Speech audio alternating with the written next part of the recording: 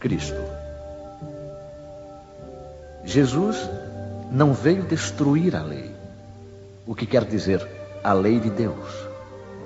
Ele veio cumpri-la, ou seja, desenvolvê-la, dar-lhe o seu verdadeiro sentido e apropriá-la ao grau de adiantamento dos homens.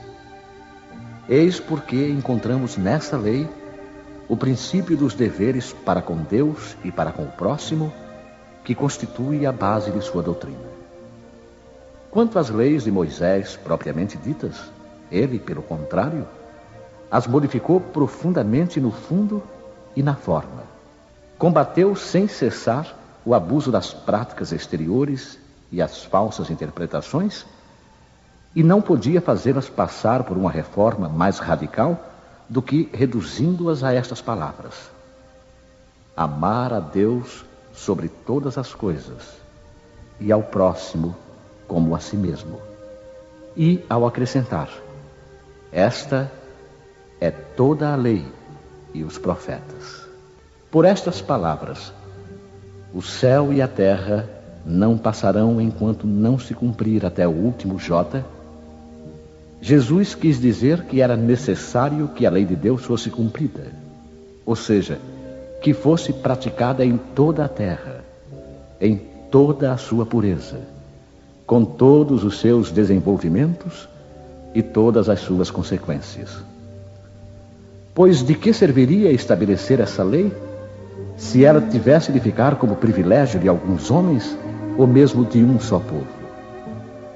Todos os homens, sendo filhos de Deus, são, sem distinções, objetos da mesma solicitude. Mas o papel de Jesus não foi simplesmente o de um legislador moralista, sem outra autoridade que a sua palavra. Ele veio cumprir as profecias que haviam anunciado o seu advento. Sua autoridade decorria da natureza excepcional do seu espírito e da natureza divina da sua missão. Ele veio ensinar aos homens que a verdadeira vida não está na terra, mas no reino dos céus.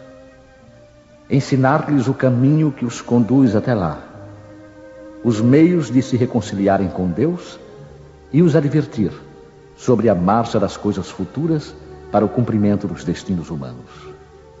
Não obstante, ele não disse tudo e, sobre muitos pontos, limitou-se a lançar o germe de verdades que ele mesmo declarou não poderem ser então compreendidas. Falou de tudo, mas em termos mais ou menos claros, de maneira que, para entender o sentido oculto de certas palavras, era preciso que novas ideias e novos conhecimentos viessem dar-nos a chave.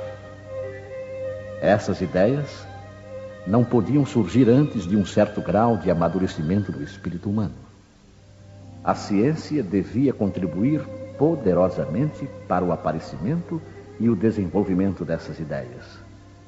Era preciso, pois, dar tempo à ciência para progredir.